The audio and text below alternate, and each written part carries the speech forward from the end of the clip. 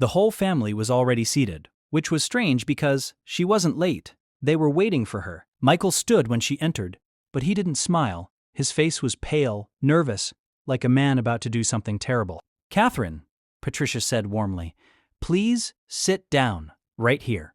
She indicated the chair at the end of the table, isolated from everyone else. Catherine sat.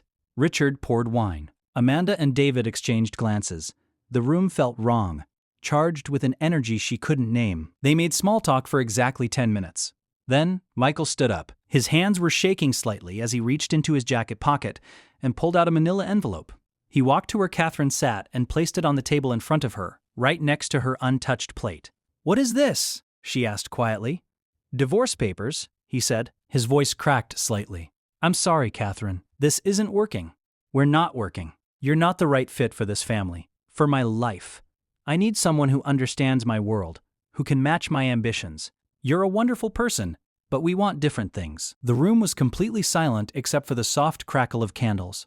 Catherine stared at the envelope, her vision blurring with tears. "You're doing this here?" she whispered. "In front of everyone? On Thanksgiving?" "It's better this way," Patricia said, her voice syrupy with false sympathy. "Clean break, family support. We'll help Michael through this difficult time." Then David laughed. It was a short, sharp sound that cut through the room. Amanda joined in, covering her mouth like she was trying to stop but couldn't. Then James. Then Patricia, a high tinkling laugh that sounded like breaking glass. Even Richard was smiling, shaking his head like this was all so predictable, so expected. They were laughing at her pain, her humiliation, her tears that were falling onto the divorce papers, smudging the ink. "We gave you 2 years, Amanda said through her laughter. 2 years to prove you belonged, but you never did. You're just a simple art teacher. What did you think would happen?" "You should be grateful, honestly," David added. "You got to live a nice life for a while. Play pretend. Now you can go back to your little studio and your little life." Michael said nothing. He just stood there, looking at the floor, his hands in his pockets, while his family destroyed her. Catherine's hands were shaking as she picked up the pen. Her tears fell steadily now, quiet and unstoppable. She looked at Michael one last time, searching his face for any sign of the man who had stood in her studio in the rain, who had seen loneliness in a painting and understood it.